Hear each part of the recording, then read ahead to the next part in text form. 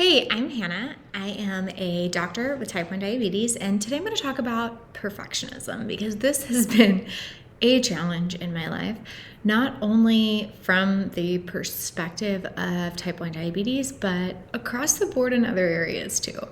And I have learned so much about how perfectionism, which I used to think was a good thing, was actually really harming me and not helping me become my best self. I was under the impression that the more aligned and ideal I could make things, the better my life would be. And I have learned again and again through many mechanisms that is not the case. But specifically for type 1 diabetes, I have learned that you don't have to be perfect with your type 1 diabetes management to be safe. And that was a really important precursor for me because I think that I personally got into perfectionism around my blood sugar management because I really wanted to be safe, not just in the moment, not just not in DKA or not in a severe low, but for the future. I was constantly concerned about long-term health outcomes, whether or not I would have increased risk of heart disease as I got older, increased risks of microvascular issues, so small vessels having trouble and causing long-term complications. I had all these concerns about what diabetes was going to do for me in the future, and I didn't feel safe unless my blood sugar was at non-diabetes levels. And that was not a great place to be. We know, and I have learned in my research and learning about life and health overall, that stress is so impactful for long-term health. That is not a question anymore in the literature. And so understanding that I was feeling super unsafe, putting myself in this great place of stress in attempts to try and optimize my long-term health outcomes, to me now is funny, knowing what I know, but at the time it felt like the right thing to do. And so I've learned that perfectionism around blood sugar control isn't helpful and doesn't get us to that long-term goal of optimal health today and in the future for our future years as we grow older. What I did learn is that perfectionism made it harder. It made me have that mindset of, if I don't do it this way, if I don't get this outcome, I'm not going to be okay. I'm not going to be enough. I'm not going to be safe. I won't be who I want to be. It'll hold me back from becoming my best self.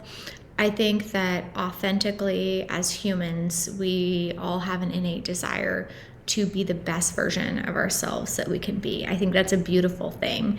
And because of that, I believe that understanding how or where diabetes plays a role in that big picture purpose of life or purpose of who we want to be, it can be challenging to make peace with it in a way where it feels good and doesn't hold us back.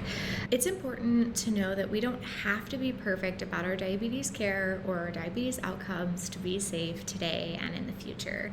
And understanding that from a kind of a knowledge base for me was so empowering and uplifting and gave me the peace to understand that I don't have to have perfect non-diabetes blood sugars in order to be safe with type 1 diabetes.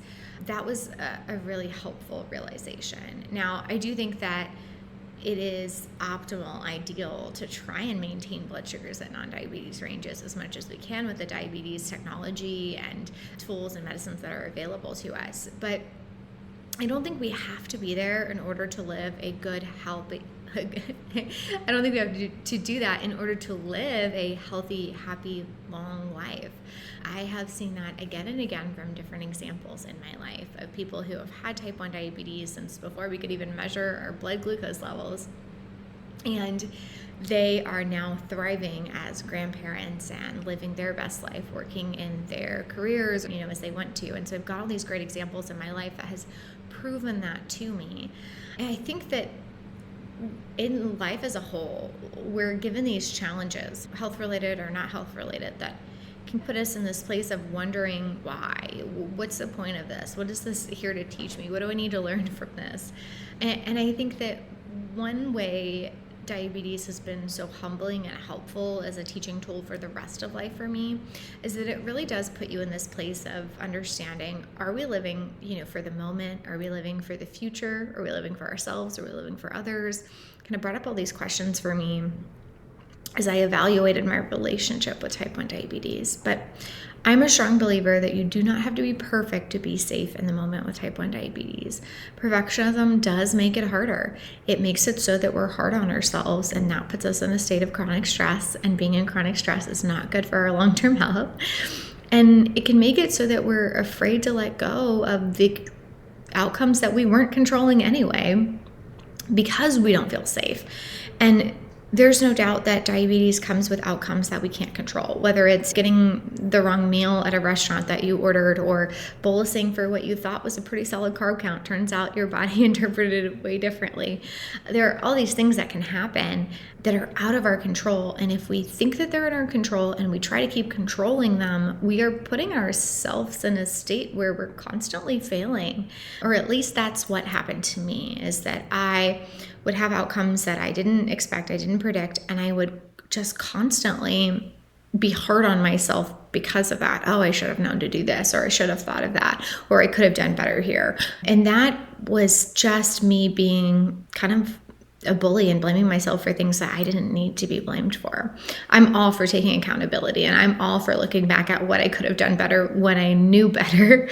But I don't think that we necessarily need to go through life trying to make it perfect and ideal.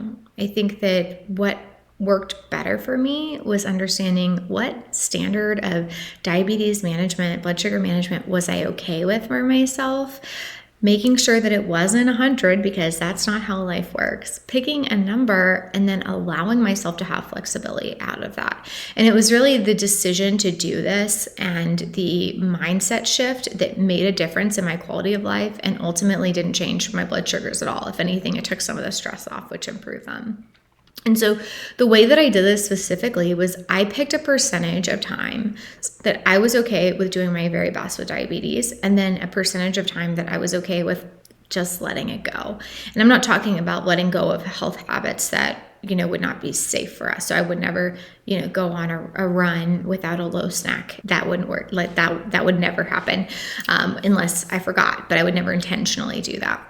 I'm going to let my little puppy in because it's so cold out today. So the approach that I used was picking a percentage of times I was okay with doing my best, and times I was okay with not doing things exactly as I knew to do them, but letting life happen, and happen in the way that it was presented to me. So for example, I started with 95.5%. So 5% of the time, I was going to let things go. 95% of the time, I was going to do my best. Now, this was a place I was coming from that felt good for me, because previously I was 100%. I was always hard on myself if I didn't do my very best around my diabetes care. And that didn't work. That created that stress that we're talking about. So with this approach, what I could do is I could do my best most of the time. I could have my habits in place. I could do the things I knew to do most of the time. But if I was at a birthday party and we were given some cake and we only had 5 minutes to eat before the next thing we had to go to, and I didn't have time to pre-bolus, I'd say 5%, no big deal. That's my 5% flexibility. And having that shift in my mind, it almost didn't matter that I measured whether or not it was actually 95.5%. It was just a mental reset of, it's okay, I don't have to be perfect. And having it in that way, like I already decided 95.5 is better for me than 100.0. From a mental health, big picture perspective, it allowed me to get back flexibility around diabetes in a way where I felt safe. I felt good. It didn't impact my overall blood glucose management. If anything, I think it made it better because I was more flexible and less stressed out. And it really helped with my self-talk. And so I think that's a great strategy. Now, is 95.5% a great percentage to be at long-term? I don't know. Probably not. Maybe 90-10, maybe 80-20. And I think that what matters most is not the percentage you pick. Again, it's not that you measure the percentage either. It's mostly that you've got something in your mind that you can lean into when moments of life pop up that are less than ideal in your head, and allow yourself to reframe it quickly so that you feel good, so that you feel okay. Because in the birthday party example, and this is totally hypothetical, if I were to be given the cake and I were to want to eat it and I didn't have time to pre-bolus because we're going to go do something else, so I bolused and ate the cake, I probably, in either example, I would have done it either way. One of the time I would have been totally fine about it because I would have said, oh, that's my 5% flexibility, no big deal, doing my best overall. The other time I would have said, oh, I know I shouldn't do this. I know it's not in alignment with who I want to be or how I want to do my blood sugar. I would feel guilty for doing it, and I would do it anyway. And so it didn't change the outcome as much as it changed the internal feeling. And we have to find a way with type 1 diabetes to talk to ourselves, to make peace with the decisions we are making in order to make it work for us. We can be perfectionists and not have outcomes anywhere close to where we want them to be. We can be perfectionists and have outcomes that we actually really don't want, but we have this perfectionist mindset. And I believe that a healthy mindset is not a perfectionist mindset. It doesn't account for life and variables that are outside of us. And it's not fair to be hard on ourselves for all of those variables that are outside of our control. We can do the best we can most of the time, but I frankly don't think we have to do the best that we can all of the time either, because we're human and we live these dynamic, chaotic, complex, lovely lives, and doing our best as a routine, as a habit, as a big picture foundation is amazing. But doing our best as a default and feeling shame and guilt without that is not fair, because at the end of the day, we have type 1 diabetes, we are diabetics, but we are humans too. And we deserve to give ourselves flexibility and grace and love and understanding and forgiveness.